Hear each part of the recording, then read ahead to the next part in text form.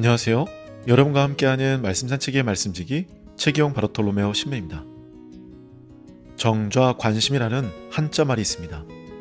사서 삼경 중의 하나인 대학에 나오는 말로 조용히 앉아 마음을 들여본다는 뜻으로 마음을 안정한 후에 생각을 가다듬는다는 수양의 상태를 의미합니다. 세상 속에서 바쁘게 살다 보면 우리의 마음 또한 출렁거리며 산란해지기 쉽습니다. 그러다 보면 자신과 세상을 바라볼 수가 없어 올바른 판단을 하기가 어려워집니다. 그래서 정자 관심이 필요합니다. 이것을 신앙의 언어로 표현하면 묵상이라고 할 수 있겠지요? 아무리 바쁘더라도 우리의 상태를 바라볼 수 있는 잠깐의 묵상 시간을 갖는 여유를 가져보면 좋겠습니다. 사순시기에는 더욱 필요한 시간입니다. 말씀 산책 나섭니다. 일독서인 구약의 민수기는 부활절로 가는 길에 우리에게 또 다른 빛이 되는 이상한 사건에 대해 이야기합니다. 약속의 땅으로 가는 여행은 이스라엘 백성이 기대했던 것이 아니었습니다. 그들은 그것이 순탄하지 않을 것이라는 것을 알고 있었지만 이 정도로 어려울 것이라고는 상상하지 못했습니다. 그들은 자주 불평했고 하느님에 대한 믿음을 잃었습니다. 그래서 주님께서는 불뱀이 그들을 물도록 허락하셨습니다.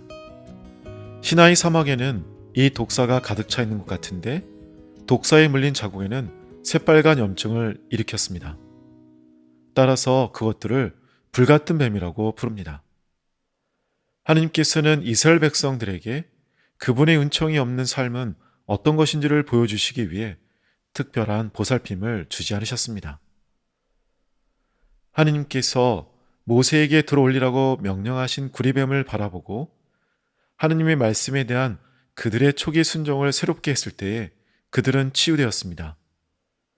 그들의 의사 중 누구도 그리고 자연 면역체계의 어떤 부분도 그들을 도울 수 없었습니다. 그들이 하느님에 대한 믿음을 새롭게 했을 때 하느님의 말씀에 순종함으로써만 치유가 되었습니다.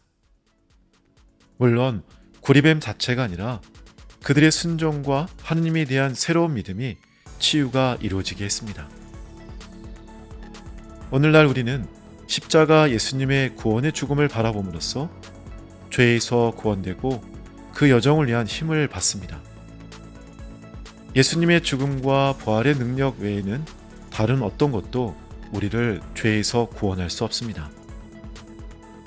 사순절 기간 동안 우리를 구원하는 것은 금식과 참회 자체가 아닙니다. 그것들이 우리를 그리스도께 대한 더 깊은 믿음으로 회개와 제자의 길을 걷는 것으로 십자가에 못 박히신 분을 받아들이도록 이끌 때만 그렇게 되는 것입니다.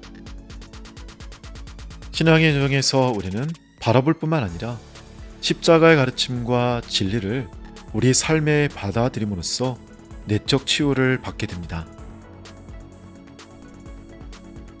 오늘 말씀 산책은 여기까지입니다.